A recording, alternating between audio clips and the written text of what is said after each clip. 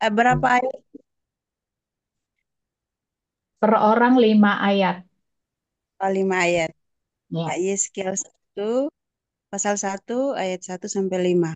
Nubuat-nubuat melawan Israel. Nabi melihat kemuliaan Tuhan. Ayat 1. Pada tahun ke-30 dalam bulan yang keempat pada tanggal 5 bulan itu, ketika aku bersama-sama dengan para buangan berada di tepi sungai Kebar, terbukalah langit dan aku melihat penglihatan-penglihatan tentang Allah. Pada tanggal 5 bulan itu, yaitu tahun 5 sesudah Raja Yoyakim dibuang. Datanglah firman Tuhan kepada Imam Yeskiel anak Busi di negeri orang kafir dan di tepi sungai Kebar. Dan di sana kekuasaan Tuhan meliputi dia. Lalu aku melihat sungguh angin badai tertiup dari utara dan membawa segumpal awan yang besar dengan api yang berkilat-kilat dan awan itu dikelilingi oleh sinar di, di tengah-tengah api itu kelihatan seperti suatu mengkilat. Ayat 5, dan di tengah-tengah itu juga ada yang menyerupai 4 makhluk hidup. Dan beginilah kelihatannya mereka menyerupai manusia. Amin. Ayat 6. Tapi masing-masing mempunyai 4 muka dan pada masing-masing ada pula 4 sayap. 7. Kaki mereka adalah lurus dan telapak kaki mereka seperti kuku anak lembu. Kaki-kaki ini mengkilap seperti tembaga yang baru digosok. 8. Pada keempat sisi mereka di bawah sayap-sayapnya tampak tangan manusia mengenai muka dan sayap mereka berempat adalah begini. 9. Mereka saling menyentuh dengan sayapnya, mereka tidak terbalik kalau berjalan masing-masing berjalan lurus ke depan. 10. Muka mereka kelihatan begini.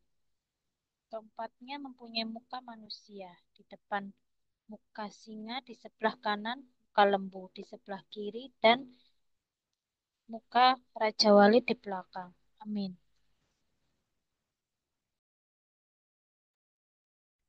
Ayat 11 ya. Sayap-sayap mereka dikembangkan ke atas. Mereka saling menyentuh dengan sepasang sayapnya dan sepasang sayap yang lain menutupi badan mereka. 12 masing-masing berjalan lurus ke depan ke arah mana roh itu hendak pergi. Kesanalah mereka pergi. Mereka tidak berbalik kalau berjalan. 13 di tengah-tengah makhluk hidup itu kelihatan seperti bara api yang menyala, seperti suluh yang bergerak kian kemari di antara makhluk-makhluk hidup itu. Dan api itu bersinar, sedang dari api itu kilat sabung menyabung. 14 makhluk-makhluk hidup itu terbang ke sana kemari seperti kilat. 15 aku melihat sungguh di atas tanah di samping masing-masing dari keempat makhluk-makhluk hidup itu ada sebuah roda. Amin. Saya 16 ya. Iya, Eh, rupa roda-roda roda itu seperti kilon permata pirus dan keempatnya adalah serupa buatannya seolah-olah roda yang satu di tengah-tengah yang lain. 17. Kalau mereka berjalan, mereka dapat menuju ke 4 jurusan. Mereka tidak berbalik kalau berjalan. 18. Mereka mempunyai lingkar dan aku melihat bahwa sekeliling lingkar yang 4 itu penuh dengan mata. 19.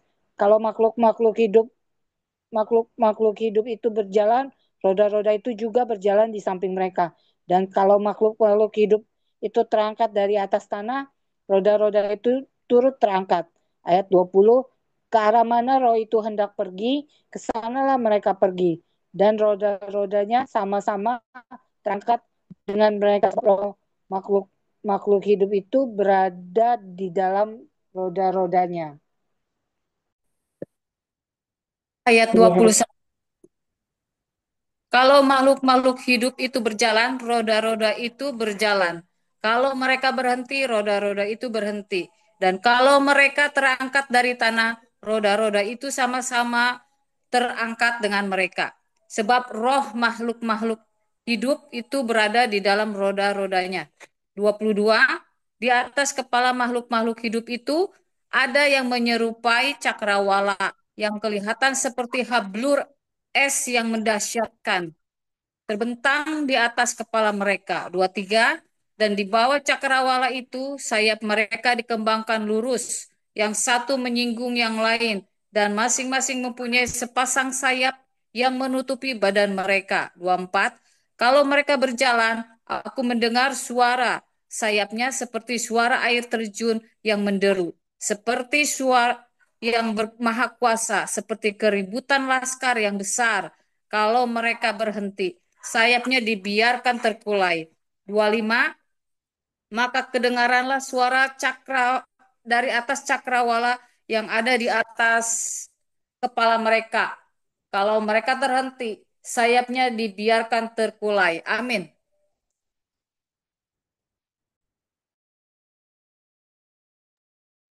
Herlina di unmute ya.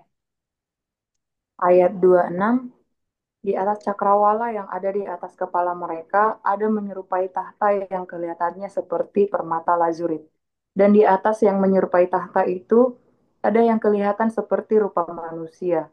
27, dari yang menyerupai pinggangnya sampai ke atas aku lihat seperti suasa mengkilat dan seperti api yang ditudungi sekelilingnya.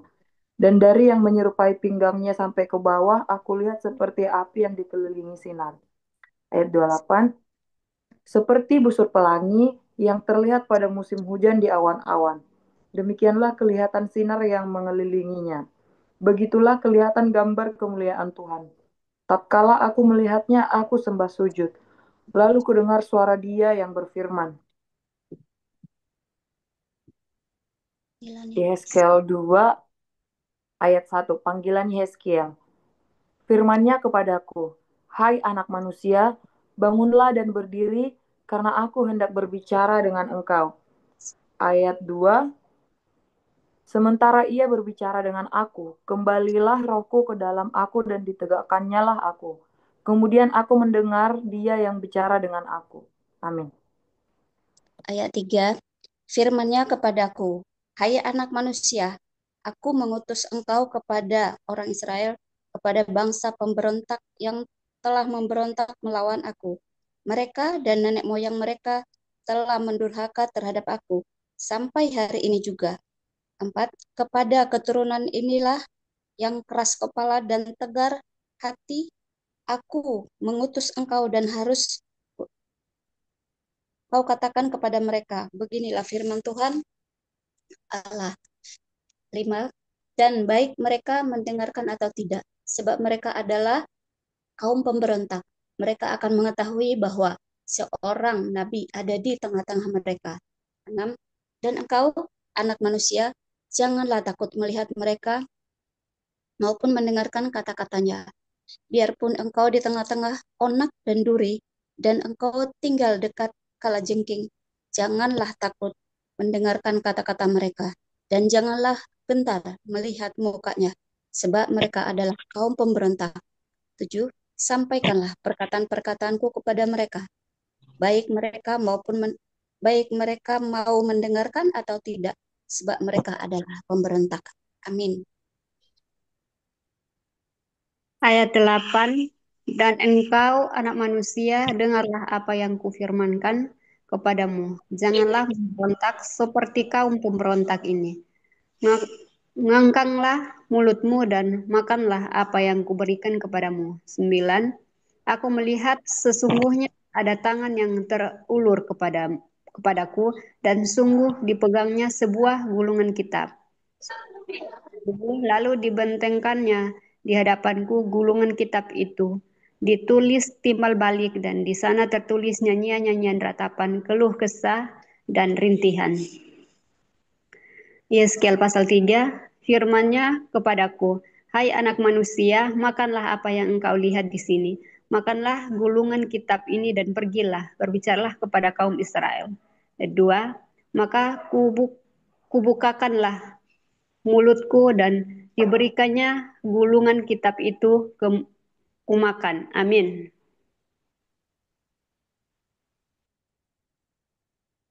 Yeskiel 3 ayat 3.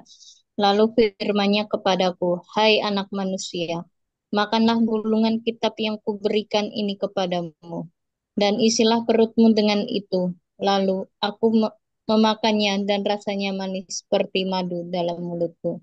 Ayat 4, firman-Nya kepadaku, Hai anak manusia, mari, pergilah dan temuilah kaum Israel, dan sampaikanlah perkataan-perkataanku kepada mereka. Ayat 5, sebab engkau tidak diutus pada suatu bangsa yang berbahasa asing dan yang berat lidah, tapi kepada kaum Israel. Ayat 6, bukanlah kepada banyak bangsa-bangsa yang berbahasa asing dan yang berat lidah yang engkau tidak mengerti bahasanya. Sekiranya aku mengutus engkau kepada bangsa yang demikian, mereka akan mendengarkan engkau. Ayat 7, akan tetapi kaum Israel tidak mau mendengarkan engkau, sebab mereka tidak mau mendengarkan aku, karena seluruh kaum Israel berkepala batu dan bertegar hati. Amin. Ayat yang ke-8, lihat, aku menunggukan hatimu melawan mereka yang berkepala batu dan membajakkan semangatmu melawan ketegaran hati mereka. Kesembilan, seperti batu intan yang lebih keras daripada batu ketegukan hatimu. Janganlah takut kepada mereka, dan janganlah gentar melihat mukanya, sebab mereka adalah kaum pemberontak. Ayat yang ke-10, selanjutnya firman-Nya kepadaku, Hai anak manusia, perhatikanlah segala perkataanku yang akan kufirmankan kepadamu, dan berikanlah telingamu kepadanya. 11. Mari, pergilah dan temuilah orang-orang buangan, teman sebangsamu. Berbicaralah kepada mereka dan katakanlah, beginilah firman Tuhan Allah, baik mereka mau mendengarkan atau tidak. 12. Maka roh itu mengangkat aku, dan aku mendengar di belakangku suatu suara gemuruh yang besar. Tak kalah kemuliaan Allah naik ke atas dari tempatnya. Amin.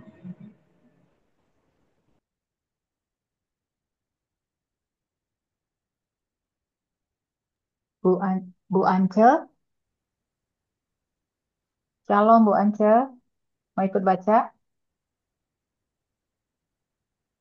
Bu Ance, di unmute kalau mau ikut baca. Pas aja ya. Oh ya, oke silakan Bu Ance.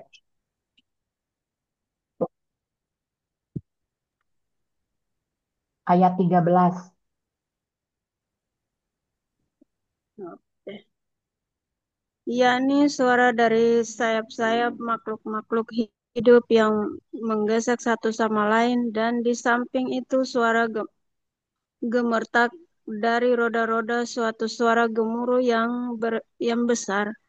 14, dan roh itu mengangkat dan membawa aku, dan aku pergi dengan hati panas dan dengan perasaan pahit, karena kekuasaan Tuhan memaksa aku dengan sangat. 15, demikianlah aku datang kepada orang-orang buangan yang tinggal di tepi sungai Kabar di Tel Abib, dan di sana aku duduk tertegun di tengah-tengah mereka selama 7 hari. Yeskiel dipanggil menjadi penjaga Israel. 16, sesudah 7 hari datanglah firman Tuhan kepadaku. Hai anak manusia, aku telah menetapkan engkau menjadi penjaga kaum Israel. Bila mana engkau mendengarkan sesuatu firman daripadaku, pergi, peringatkanlah mereka atas namaku. Amin. Ayat yang ke-18, kalau aku berfirman kepada orang jahat, engkau pasti dihukum mati, dan engkau tidak memperingatkan dia atau tidak berkata apa-apa untuk memperingatkan orang jahat itu dari hidupnya yang jahat. Supaya ia tetap hidup, orang jahat itu akan mati dalam kesalahannya, tetapi aku akan menuntut pertanggungan jawab atas nyawanya daripadamu. 19, tetapi jikalau engkau memperingatkan orang jahat itu dan ia tidak berbalik dari kejahatannya dan dari hidupnya yang jahat, ia akan mati dalam kesalahannya, tetapi engkau telah menyelamatkan nyawamu. 20. Jikalau seorang yang benar berbalik dari kebenarannya dan ia berbuat curang, dan aku meletakkan batu sandungan di hadapannya, ia akan mati. Oleh karena engkau tidak memperingatkan dia, ia akan mati dalam dosanya, dan perbuatan-perbuatan kebenaran yang dikerjakannya tidak akan diingat-ingat. Tetapi aku akan menuntut pertanggungan jawab atas nyawanya daripadamu. 21. Tetapi jikalau engkau memperingatkan orang benar itu supaya ia jangan berbuat dosa dan memang tidak berbuat dosa, ia akan tetap hidup, sebab ia mau menerima peringatan dan engkau telah menyelamatkan nyawamu. Yehezkel menjadi bisu. 22.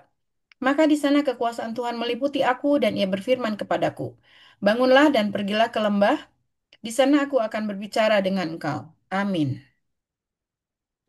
Ayat 23, aku bangun dan pergi ke lembah. Sesungguhnya di sana kelihatan kemuliaan Tuhan seperti kemuliaan yang telah kulihat di tepi sungai Kebar.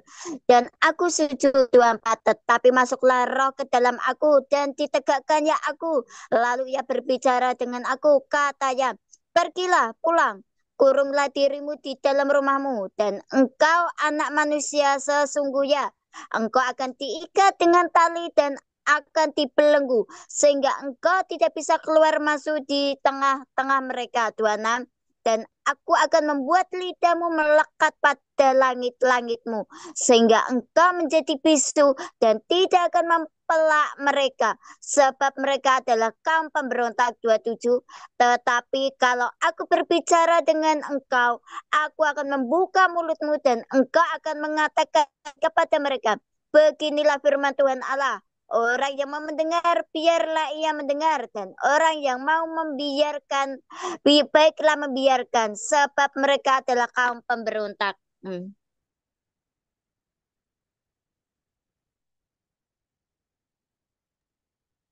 Gabriel,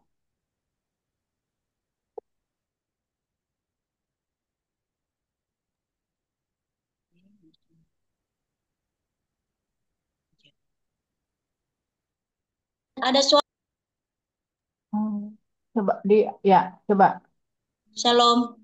Ya, shalom, coba. Ada suaranya, Bunda? Ada, kedengeran. Oke, soalnya jaringan di sini ngelek, mati lampu udah 2 kali.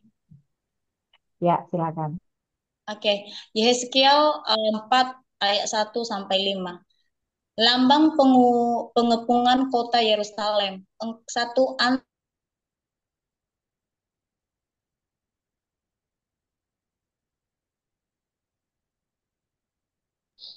Jaringannya hilang itu. Ya, jaringannya hilang. Bu Gabriel, Ibu Gabriel nyimak aja ya. Saya ganti aja Bu ya. Ya, Bu Surya, silakan. Ya, Yeskiel 4 ayat 1, lambang pengepungan kota Yerusalem. Engkau anak manusia, ambillah sebuah batu bata, letakkan di hadapanmu dan ukirlah di atasnya sebuah kota, yaitu Yerusalem. Ukirlah kota itu di dalam keadaan terkepung. Dirikan sebuah benteng pengepungan, timbun pula tanah menjadi tembok pengepungan, tempatkan perkemahan tentara dan susun alat-alat penduduk di sekeliling kota itu. Dan susun alat-alat pendobrak di sekeliling kota itu. 3. Lalu ambillah sebidang besi dan dirikanlah itu di antaramu dengan kota itu menjadi dinding besi. Kemudian tunjukkanlah wajahmu ke arah kota itu sehingga kota itu dalam keadaan terkepung dan engkaulah yang mengepung dia. Itulah menjadi lambang bagi kaum Israel. 4. Berbaringlah engkau pada sisi kirimu dan aku akan menanggungkan hukuman kaum Israel atasmu. Berapa hari engkau berbaring demikian, selama itulah engkau menanggung hukuman mereka. 5. Beginilah aku tentukan bagimu berapa tahun hukuman kaum Israel. Sekian harilah engkau menanggung hukuman mereka, yaitu 390 hari. 390 hari. Demikianlah firman Tuhan. Amin. Ayat 6. Kalau engkau sudah mengakhiri waktu ini, berbaringlah engkau untuk kedua kalinya, tetapi pada sisi kananmu, dan tanggunglah hukuman kaum Yehuda 40 hari lamanya. Aku menentukan bagimu 1 hari untuk 1 tahun. Tujukanlah wajahmu kepada pengepungan Yerusalem dan kepalkanlah tinjumu kepadanya dan bernubuatlah melawan kota itu. Lihat, aku akan mengikat engkau dengan tali, sehingga engkau tidak dapat berbalik dari sisi yang satu ke sisi yang lain, sampai engkau mengakhiri waktu pengepungan itu. Selanjutnya ambillah gandum selai, kacang merah besar, kacang merah kecil, jawan dan sekoi, dan taruhlah dalam satu periuk, dan masalah itu menjadi roti bagimu. Itulah makananmu selama engkau berbaring pada sisimu, yaitu 390 hari. Dan makananmu yang harus kau makan akan ditentukan timbangannya, yakni 20 sikal 1 hari. Makanlah itu pada waktu-waktu tertentu. Amin. Ayat 11, air minum pun bagimu akan ditentukan. Seperempat bin banyaknya minumlah itu pada waktu tertentu. 12, makanlah roti itu seperti roti selai yang bundar dan engkau harus membakarnya di atas kotoran manusia yang sudah kering di hadapan mereka. 13, selanjutnya Tuhan berfirman, Aku akan membuang orang Israel ke tengah-tengah bangsa dan demikianlah mereka akan memakan rotinya najis di sana. 14, maka aku jawab, Aduh Tuhan Allah, sungguhnya aku tak pernah dinajiskan dan dari masa mudaku sampai sekarang tak pernah aku makan bangkai atau sisa mangsa binatang buas. Lagi pula tak pernah masuk ke mulutku ini daging yang sudah basi.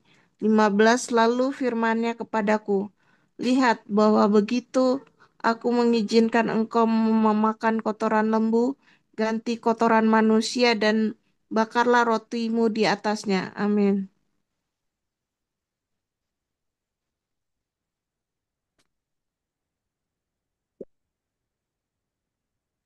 Kalinda,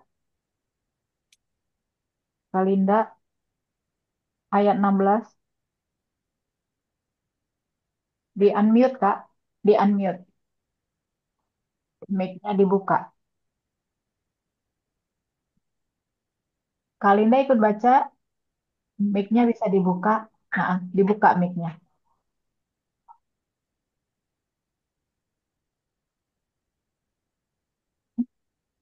Masih ketutup ini mic-nya.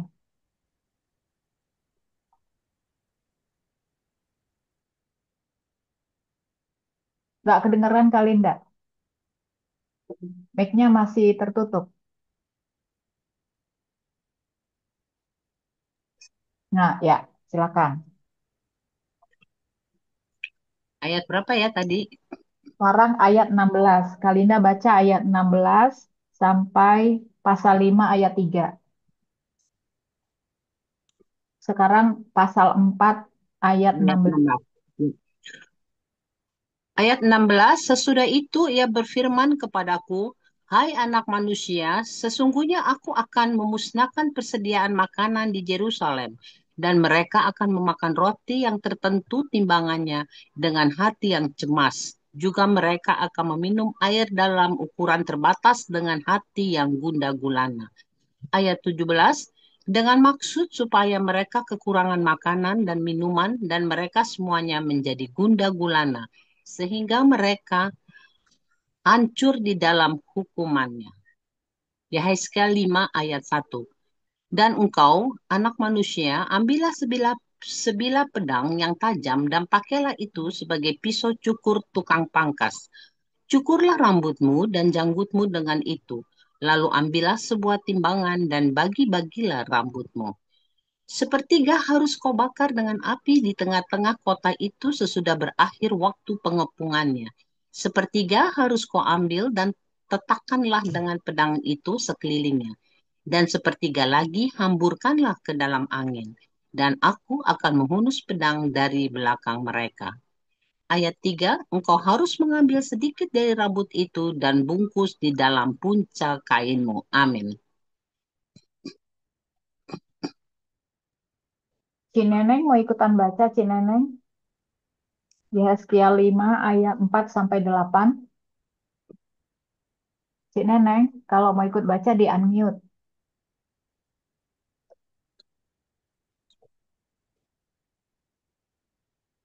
Enggak ya, saya ya yang sambung ya.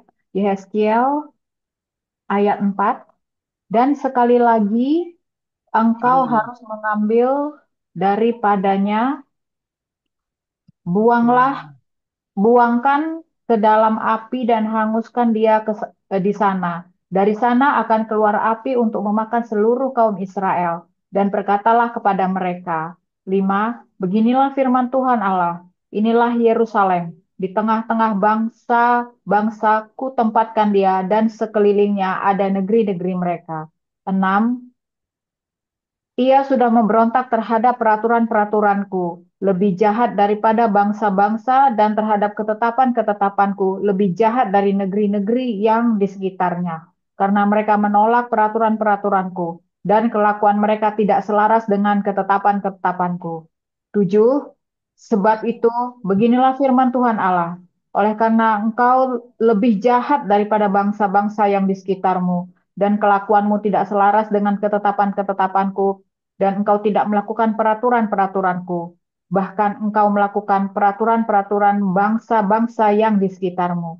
8. Sebab itu beginilah firman Tuhan Allah. Lihat, aku sendiri akan menjadi lawanmu, dan aku akan menjatuhkan hukuman kepadamu di hadapan bangsa-bangsa. Amin.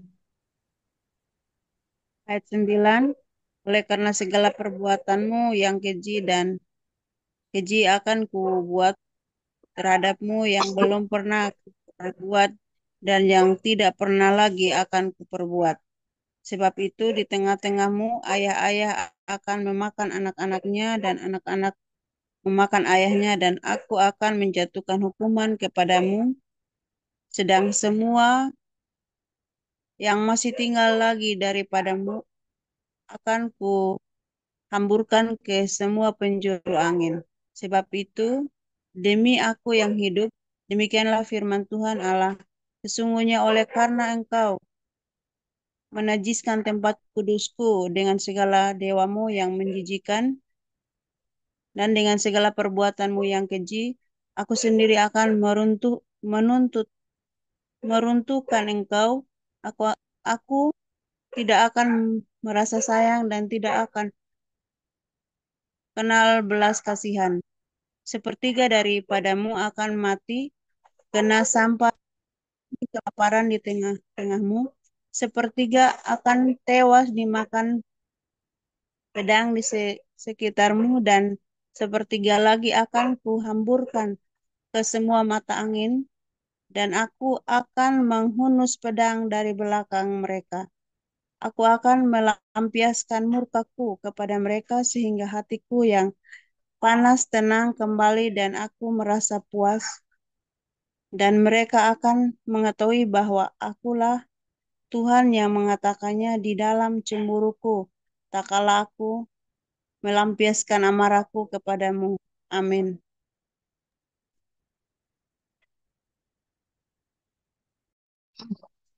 Ayat 14, aku akan membuat engkau menjadi reruntuhan dan buah celaan di antara bangsa-bangsa yang di sekitarmu, di hadapan semua orang yang lintas daripadamu. 15, engkau akan menjadi buah celaan dan cercaan, menjadi peringatan dan suatu kengerian bagi bangsa-bangsa yang di sekitarmu. Tak kala aku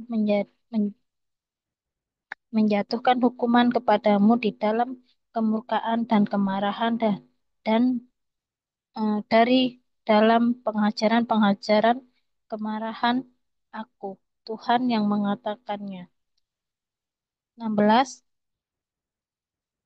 tak kala aku mendatangkan atasmu kelaparan yang dahsyat, yang membinasakan, dan aku mendatangkannya untuk membinasakan kamu. Tak kala aku memperdahsyat bencana kelaparan atasmu dan memusnahkan persediaan makananmu. 17, aku akan mendatangkan kelaparan atasmu dan binatang-binatang buas di tengah-tengahmu yang akan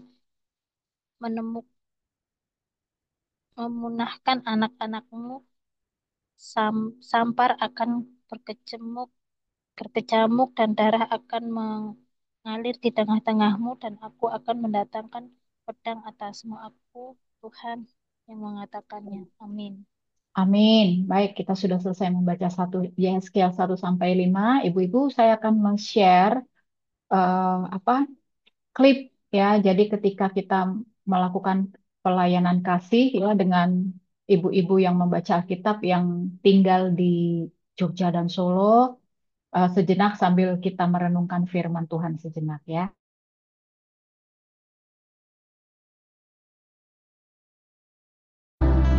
Sungguh Tuhan, sungguh ku bersyukur Kau menyertai hidup selama ini, oh Bapa, ku berterima kasih untuk kasih setia yang tak pernah berakhir. Katakan, aku ada hari ini, amin, karena Tuhan baik dan teramat baik bagi semua yang ku alami bersamamu, ku lewati indahnya kasih Tuhan seperti pelangi.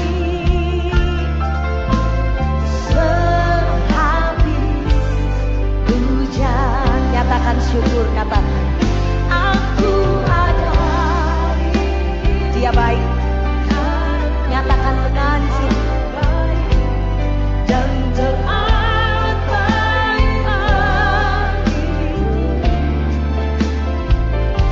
Semua yang ku alami bersamamu, ku lewati indahnya kasih Tuhan seperti pelangi. Sehabis hujan, jemaat Tuhan katakan, Tuhan sungguh ku bersyukur. Tuhan sungguh ku bersyukur Kau menyertai hidup selama ini. Katakan, Bapa, ku berterima kasih untuk kasih setiamu yang tak pernah berakhir. Amin. Aku ada hari ini karena Tuhan baik dan teramat baik bagiku. Semua yang ku alami, Dia baik, Dia baik. Ku lewati indahnya kasih Tuhan seperti pelangi. Sehabis hujan, aku ada hari ini. Semua karena Tuhan dan teramat baik bagiku. Semua yang ku alami, ku lewati indahnya kasih Tuhan seperti pelangi. Sehabis hujan, bangkitkan imanmu, katakan.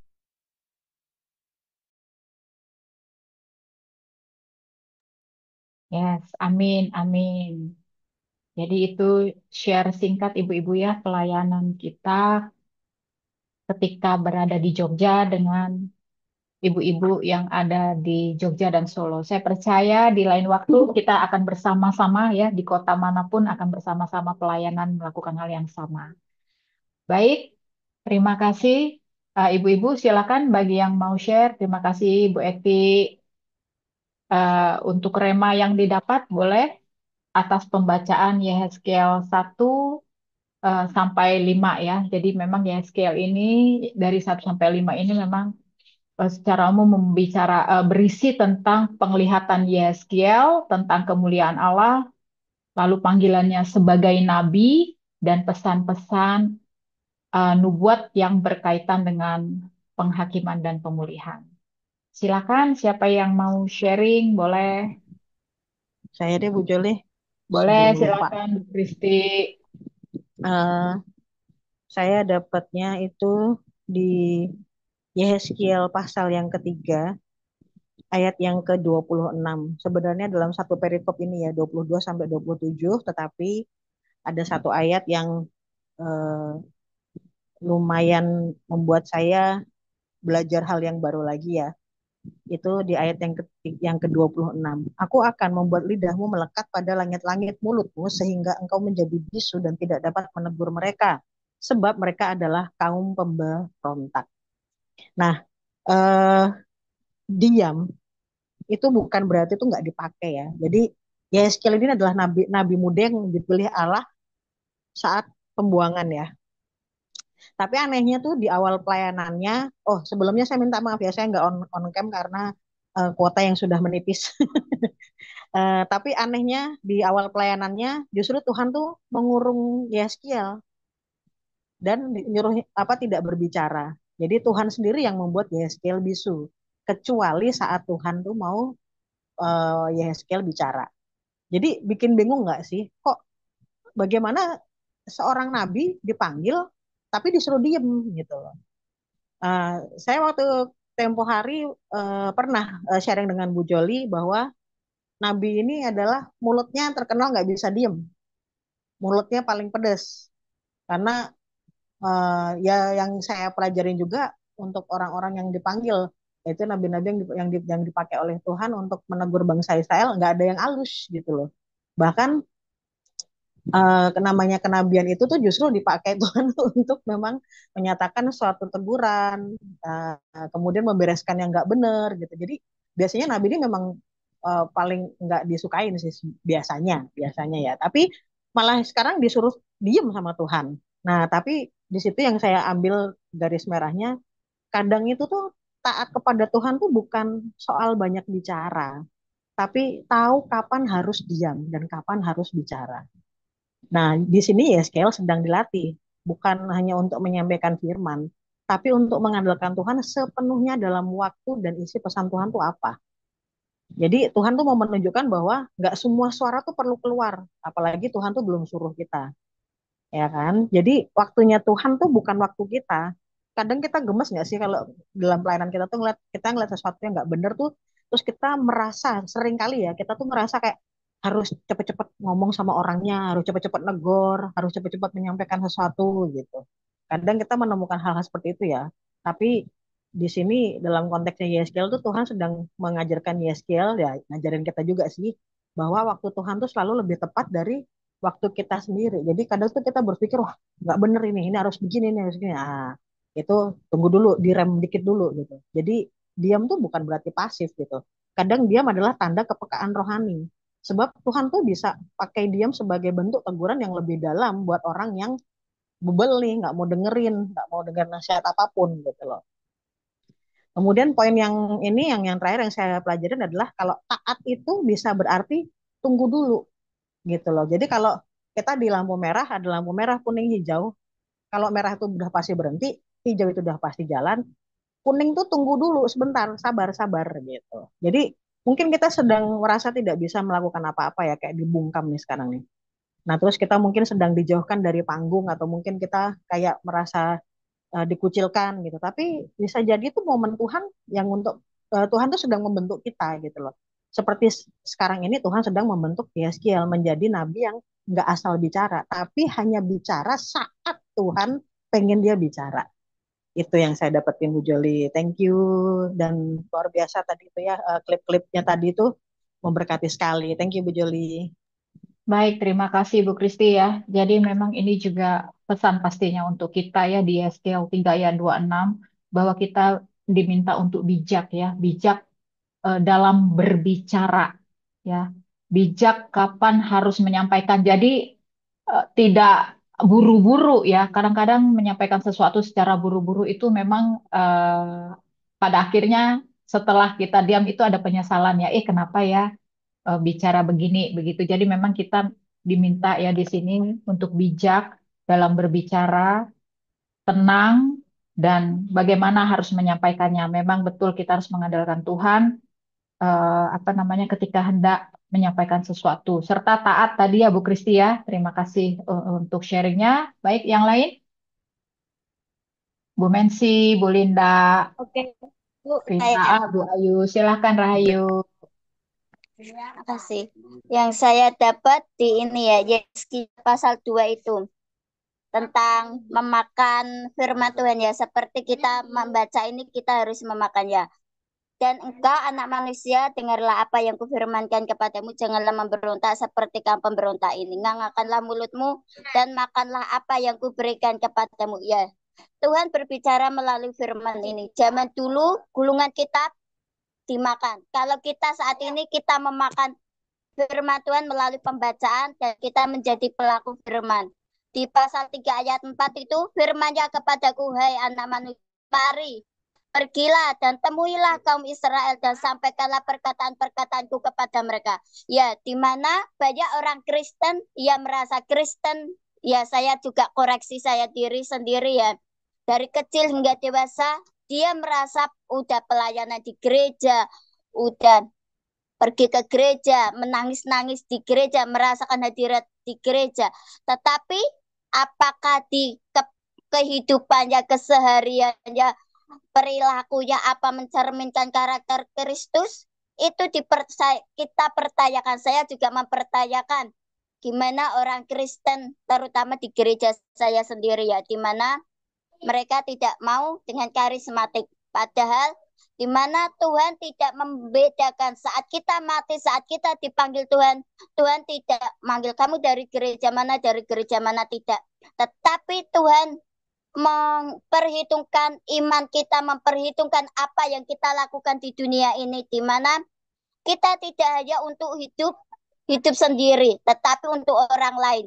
Di pasal 3 ayat 2:19 itu, tetapi jikalau engkau memperingatkan orang jahat dan ia tidak berbalik dari kejahatannya dan dari hidupnya yang jahat, ia akan mati dalam kesalahannya. Tetapi engkau telah menyelamatkan nyawamu. Ya, ini tentang pemberitaan Injil, di mana kita taat saat kita diberikan Roh Kudus, saat kuasa itu turun dan otoritas itu turun atas kita, kita menyampaikan firman Tuhan yang kita baca ini.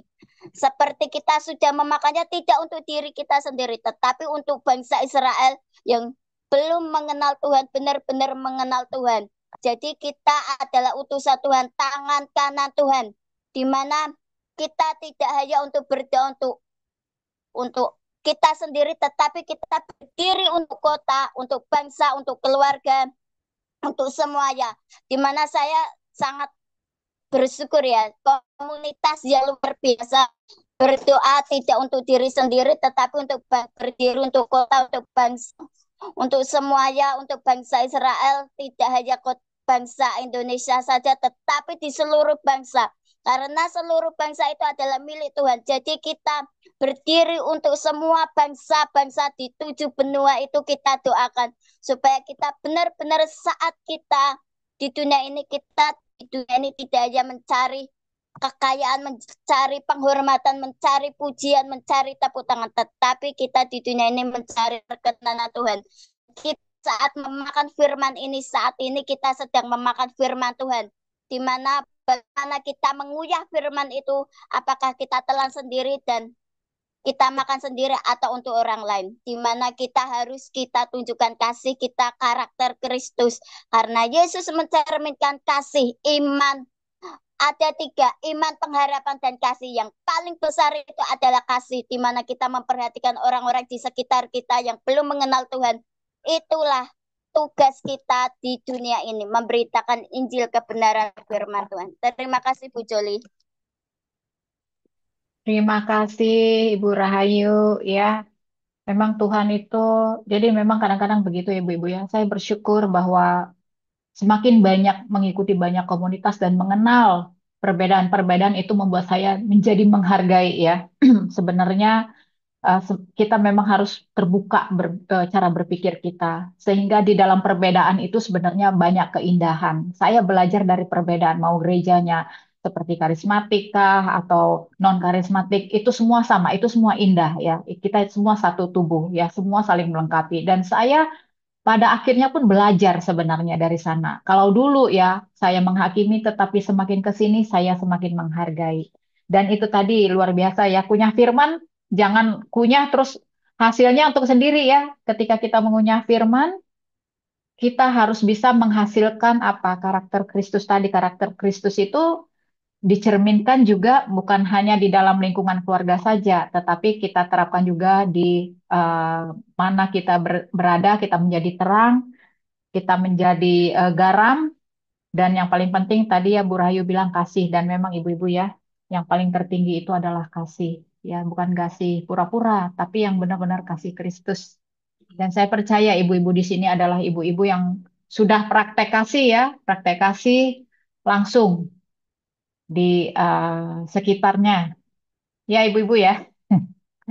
Baik silakan yang lain, Bu Mensi, Bu Linda, mau sharing? Bu Rita, Bu Herlina, Sofi, Bu Eti,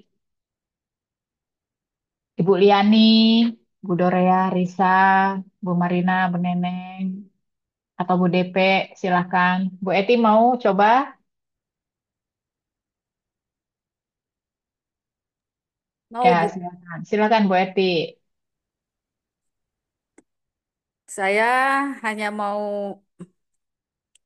mengucap syukur sama Tuhan buat pembaca wanita pembaca Alkitab ini firman Tuhan seperti udah dibahas Ibu Ayu, kita memakan firman Tuhan mau ditujukan kemana. Bersyukurnya Bu Joli, kita sudah beberapa kali melakukan pelayanan ya, seperti yang sudah tertera di klip yang kita lihat tadi barusan, mengunjungi rumah-rumah panti jompo, mendoakan mereka, menghibur mereka, berbagi dengan mereka. Itu adalah sebuah bentuk pelayanan kasih yang sudah dikerjakan oleh Ibu Joli dan rekan-rekan, khususnya yang ada di Jogja kemarin. Tetapi waktu kita ada di Bandung pun, kita sudah melaksanakan semua ini dengan baik. Dan bersyukur kita tidak hanya em, makan firman Tuhan hanya untuk diri kita sendiri.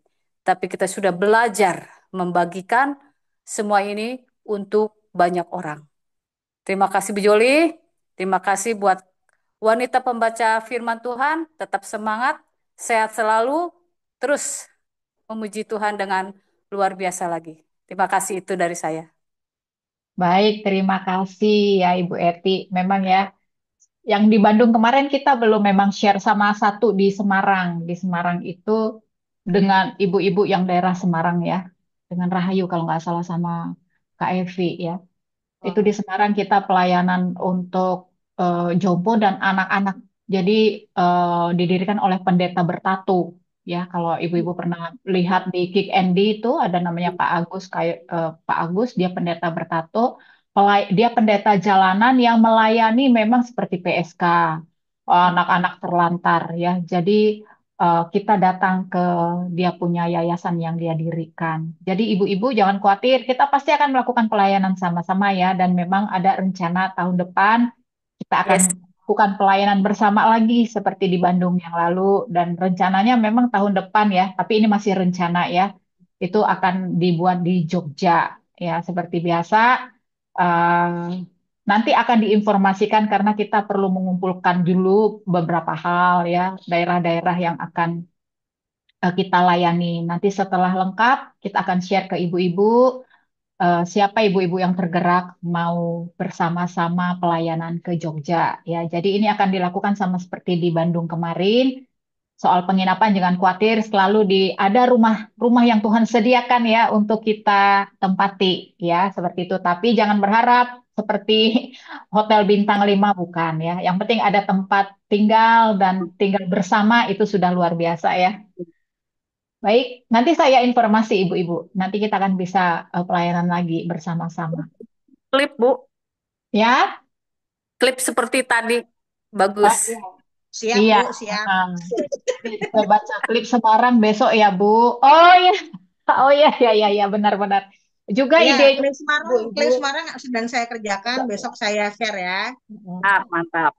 Jadi Semangat. sebenarnya, jadi ibu-ibu sebenarnya ide-ide seperti ini sebenarnya Bu Kristi ya, yang soal sharing klip gitu ya. Kalau saya tuh mungkin tidak terpikir sampai sejauh itu, tapi saya bersyukur ada ibu-ibu yang mau ngasih masukan gitu ya. Mungkin ini sebaiknya di sharing. Oh iya ya, itu baik gitu kan ya. Oh iya, Betul. jadi kita Mantap. bersyukur ya Tuhan kirim Ibu Kristi untuk membantu kita di sini gitu. Jadi sharing informasi kita bisa saling mengetahui sharing apa pelayanan-pelayanan yang sudah kita lakukan. Baik, terima kasih Bu Eti. Ada ibu-ibu lain? Bu Sofi, kenapa senyum-senyum? Mungkin mau sharing bagaimana? Oh ya, Sofi, Bu Sofi ikut kemarin ibu-ibu ya Ya, bantu dan dia. pelayanan, ikut juga mendoakan. Kalau bahasanya Bu Sofi nini-nini ya, nini-nini ya Bu Sofi ya. Jadi apa oma-oma. Jadi Sofi kemarin ada pengalaman yang luar biasa juga. Mungkin mau sharing Bu Sofi. Terus bagikan. Ayo. Ibu ditembak. Ini aja ya Ibu, aku dari firman ini aja ya. Boleh. Aku dapat Yesaya pasal 1 ayat tadi mana ya? 28.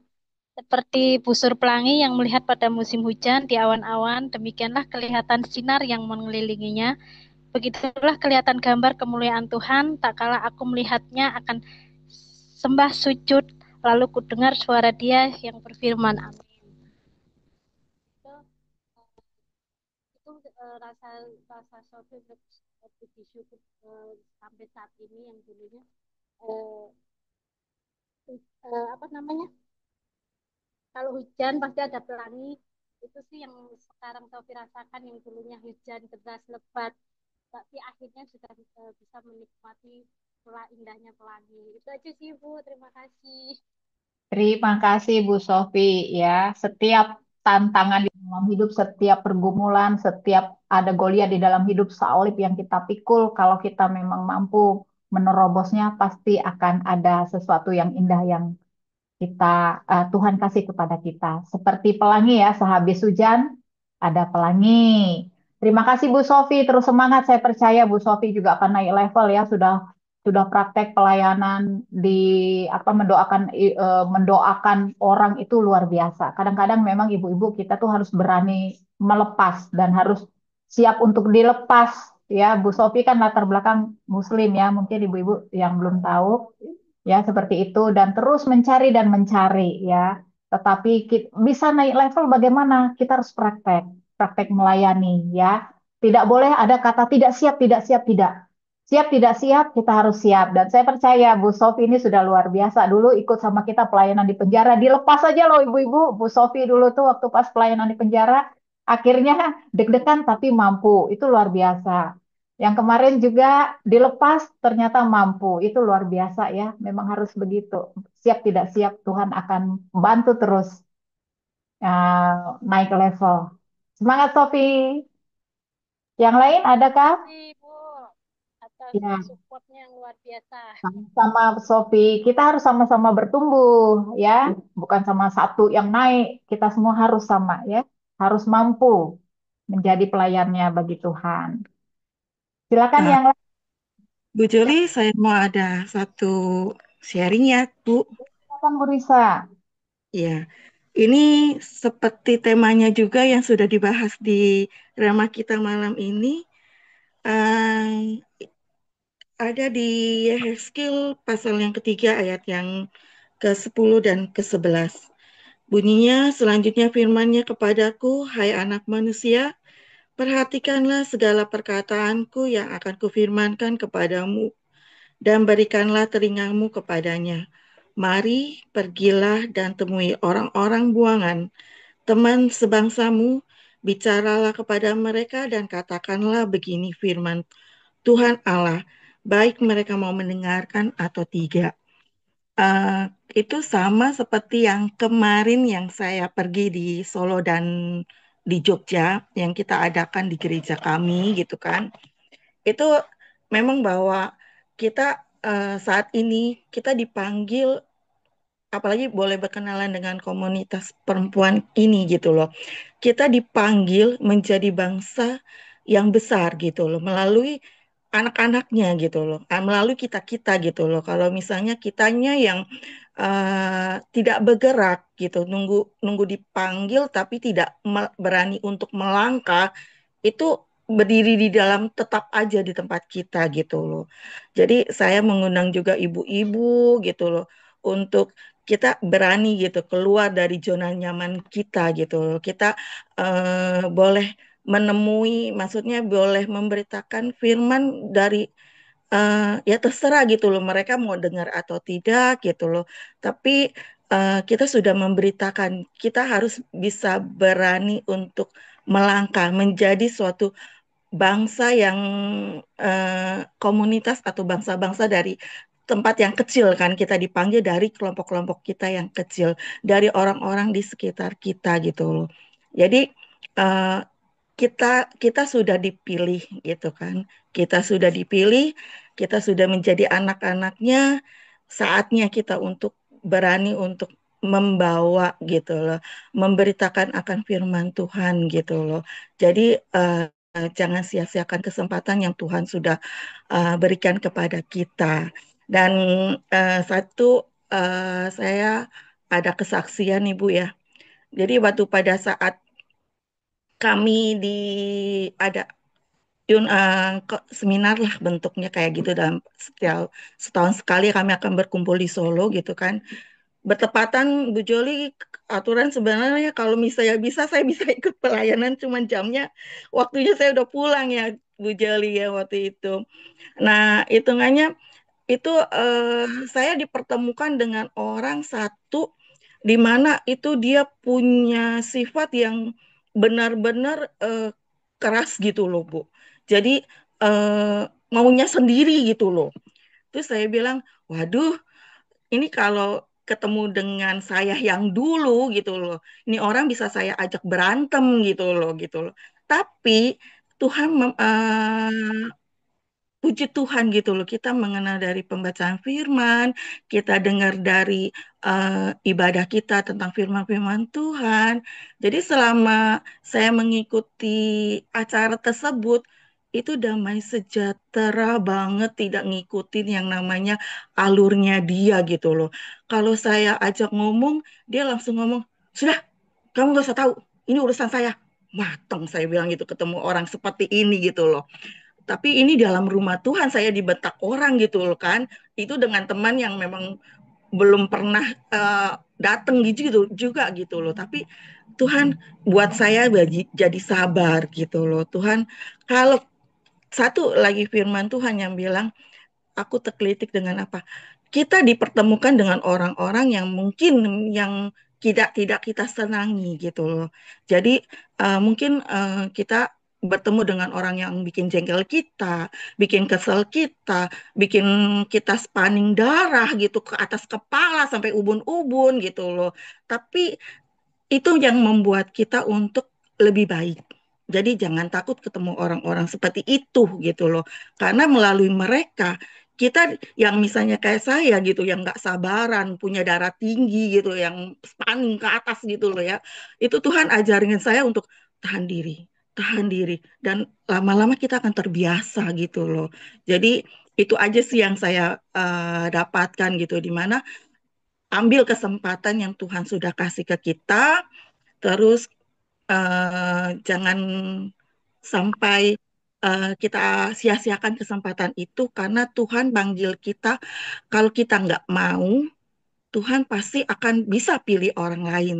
Tapi kitanya yang kesempatan itu yang tidak akan kita dapatkan lagi gitu, sia-sia gitu loh. Jadi kita ambil kesempatan itu, kita pelayanan gitu kan, seperti kayak Bu Rahayu yang di Jepara juga itu luar biasa saya sih salut ya dari ucapannya aja udah semangat banget gitu loh. Jadi kita harus benar-benar gitu loh untuk saat-saat ini gitu untuk orang-orang di sekitar kita di tempat kita ya udah kalau misalnya kita dipertemukan dengan orang-orang seperti itu Tuhan punya rencana yang baik atas hidup kita, menjadikan kita lebih baik. Itu aja Bu Joli, terima kasih. Terima kasih Bu Risa ya. Jadi tadi mengenai karakter ya, justru sebenarnya melalui orang lain memang kita sesungguhnya dibentuk, karakter kita itu dibentuk dari orang lain. Jadi kalau berhadapan dengan orang yang karakternya aneh-aneh, bersikap positif lah, walau memang tidak, kita itu manusia ya, nggak mungkin di awal-awal kita langsung ha gitu, nggak. Pasti ada di dalam ini kesel marah, tetapi kemudian kita ubah mindset kita bahwa ini adalah cara Tuhan membentuk kita ya, membentuk kita apakah ini akan dibentuk menjadi pribadi yang bijak, pribadi yang dewasa atau justru sebaliknya, pribadi yang kekanak-kanakan gitu ya. Kalau kekanak-kanakan itu artinya responnya adalah marah. Tetapi kalau pribadi yang dewasa menerima ya.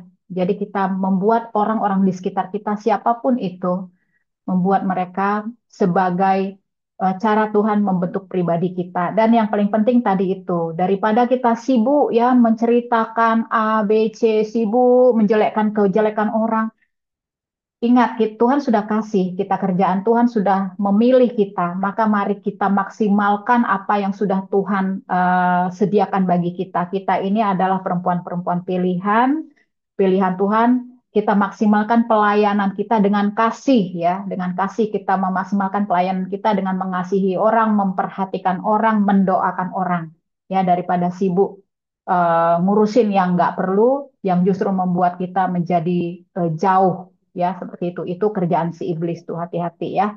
Jangan sampai kita masuk dalam perangkap si iblis dan kita menjadi bagian dari pekerjaan si jahat untuk mempengaruhi orang lain ya. Kita lepaskan itu semua. Baik, apakah ada lagi yang lain? Ibu-ibu? Boleh sedikit. Nih, nutup Bu Devi seperti biasa. Bu Devi selalu bagian penutup. Silakan Bu Devi. Tadi sebenarnya nggak akan ini soalnya udah lihat jam 8 lebih 10 nggak apa-apa ya. Tadi soalnya pas Bu Risa bagiin saya jadi ingat di Heskel 4. Silakan Bu. Eh, di Heskel 4 itu kan disebutnya di situ dia yang menanggung. Jadi waktu Tuhan ngomong ke Yehezkel, dia tuh disuruh apa sih namanya? Mengukir kota di atas batu, kemudian dalam kondisi kota itu dikepung. Terus harus juga dibikin apa namanya pendobrak, alat-alat pendobrak. Saya ngebayangin gitu. Kalau misalnya ada firman Tuhan yang datang ke kita, coba kamu buatin atau misalnya mungkin kita nggak ngukir ya, kita gambarin sebuah kota. Terus kota itu dalam kondisi dikepung ya, mungkin kita gambarin gitu ya. Terus akhirnya, nah nanti kamu yang akan nanggung semuanya itu. Kebayang ya, kebayang bagaimana beratnya kita gitu. Yehezkel harus mengukir, kemudian setelah itu dia sendiri yang kena istilahnya dia yang menjadi penanggungnya gitu karena disebutkan di situ ketika kota itu dalam kondisi dikepung, tahun kota itu dikepung, hari di mana Yehezkel juga akan tidur dalam kondisi yang bukan terpenjara ya, dalam kondisi yang tidak enak gitu. Bahkan disebutkan kalau misalnya Israel dikepung selama 390 tahun, Yehezkel harus tidur selama 390 hari. Saya hitung, kita kan 1 tahun 365 hari paling banyak kan? Berarti ini 1 tahun 1 bulan atau dengan kata lain 13 bulan. Yehezkel harus dalam kondisi siap siaga, tidak melakukan apapun yang dia inginkan, tapi melakukan apapun yang Tuhan inginkan. Bahkan di sini disebutkan makanan, minuman, semuanya dijatah sama Tuhan. Dan yang lebih parah lagi, saya baca di ayat yang ke-12-nya, di situ makanan makanan roti itu saya sampai tadi pas baca ini agak agak sedikit mual ya. Seperti roti jelai yang bunda masih belum apa-apa dan engkau harus membakarnya belum apa-apa di atas kotoran manusia. Situ orangnya agak jijian. Jadi pas ngedenger ini, kebayang kita harus membakar roti di atas kotoran manusia, meskipun sudah kering tetap aja itu kotoran manusia gitu. Sampai akhirnya Yesus kan bilang, Tuhan, saya tuh nggak pernah menajiskan diri karena kan dia awalnya seorang imam, kemudian dia menjadi seorang nabi. Saya nggak mungkin makan makanan yang najis gitu. Makan binatang yang udah mati pun saya nggak makan gitu. Apalagi ini kebayang. Saya kebayang pikirannya Yesus seperti apa karena dia juga manusia harus membakar di atas itu akhirnya Tuhan ganti. Oke lah diganti di atas kotoran manusia, tapi di atas kotoran lembu. Seperti itu Allah mengibaratkan orang Israel yang dalam tanda kutip dableknya, bebalnya, kemudian apa pemberontaknya. Tuhan mengibaratkan Yehezkel itu mewakili bangsa Israel yang makan bukan makan yang benar-benar normal, tapi makan yang kotoran. Artinya dengan kata lain kelakuannya itu yang benar-benar jahatnya luar biasa, tegar tengkuknya luar biasa. Padahal dia itu adalah bangsa pilihan Allah gitu. Jadi saya ngebayangin betapa menderitanya jadi Yehezkel pada saat itu. Tapi karena dia tahu bahwa dirinya itu adalah sebagai orang yang dipilih Allah, yang dipanggil Allah untuk menjadi penjaga Israel, dia melakukan itu. Jadi yang tadi sharing dari ibu-ibu luar biasa. Ketika kita dipilih oleh Allah, ketika kita dipanggil oleh Allah, apakah kita mau melakukan sesuatu yang di luar nalar? Mungkin misalnya saya sebagai seorang guru, apakah saya mau melakukan pekerjaan di luar pekerjaan saya sebagai seorang guru? Misalnya, kamu ke pabrik, kemudian kamu beresin ini. Saya mikir gini, keahlian saya apa? Tapi kalau Tuhan memerintahkan, ya just do it gitu kan. Ketika Tuhan memerintahkan kita melakukan segala sesuatu di luar kemampuan kita, ya kita melakukan. Meskipun pada waktu itu Yesaya bilang, saya nggak pernah makan makanan yang najis. Tapi ini adalah sebagai satu perumpamaan betapa jahatnya orang Israel pada saat itu. Betapa membuat sakit hatinya Tuhan kelakuan bangsa Israel. Saya hanya mikir, apakah saya juga seperti itu di mata Tuhan? Apakah saya juga tidak lebih baik daripada bangsa Israel pada saat itu? Apakah saya juga menggunakan sikap hidup saya untuk melakukan hal yang tidak benar? Jadi intinya Tuhan sekali lagi adalah Allah pencemburu. Dia nggak mau kita lebih mengasihi yang lain selain Tuhan. Karena ketika Tuhan menjatuhkan murkanya, maka yang terjadi seperti yang di Yesaya 1 sampai 5 yang kita baca. Tuhan akan benar-benar menjatuhkan hukuman. Bahkan dia memerintahkan kepada Yehezkel, kamu beritain aja, kamu ngomong aja. Mau dia dengar, mau dia enggak, pokoknya kamu ngomong aja. Justru kalau kamu nggak ngomong, dosa mereka tuh ditimpakan ke kamu. Kalau kamu ngomong, ya udah dosanya itu buat mereka. Jadi sekarang bagian kita, kita ngomong aja. Mau ke semua orang yang kita kenal. Saya di sini ada kenal satu orang bule ya, orang Amerika benar-benar Amerika, tapi dia sudah fasih Indonesia. Karena udah 4 tahun tinggal di Bandung. Ketika dia dapetin firman ini, yang dia lakukan, dia pergi ke seorang apa namanya pengemis yang lumpuh kakinya. Dan dia ngomong gini, engkau akan sembuh, angkat tilammu dan berjalanlah. Saya hanya bilang begini, seorang bule datang ke pinggir jalan, bener-bener bule gitu ya. Dia lakukan itu, yang ada apa? Orang-orang datang ke dia, ngerumunin dia, dikiranya dia yang tidak waras gitu. Tapi akhirnya dia bilang gini, ya saya tahu, saya baca firman Tuhan di Alkitab saja. Di Bandung itu, dalam tanda kutip, sebagian besar itu orang Muslim. Di Alkitab saya disebutkan, saya harus ngomong begini. Dan tiba-tiba apa yang terjadi? Benar-benar bangkit itu pengemis, benar-benar bisa jalan. Dan orang lain akhirnya bilang dan mereka tepuk tangan gitu. Jadi intinya kita harus memang mau ngomong kepada siapapun, siapapun yang Tuhan gerakan untuk kita bicara. Mau dia denger, mau dia nggak denger, sebodoh gitu kan. Ketika dia dengar, ya kemuliaan bagi Tuhan dan dia diselamatkan. Ketika dia nggak dengar, dosa dia tidak tertanggungkan ke kita. Ini bagi saya warning banget. Ini adalah masa di mana akhir dari segala akhir zaman. Kita harus melakukan segala sesuatu. Tuhan bilang, bicara. Meskipun dia nggak dengar, bicara. Jangan sampai nanti kita diumpamakan seperti halnya Yehezkel ini. Yang harus makan makanan yang tidak layak gitu kan, yang tidak wajar. Karena kelakuan kita sendiri. Itu aja sih mungkin Bu Joli dari saya. Makasih. Ibu Sorry Dede. saya tutup ini ya. Ini di saya tuh sinyalnya ngelop-lop.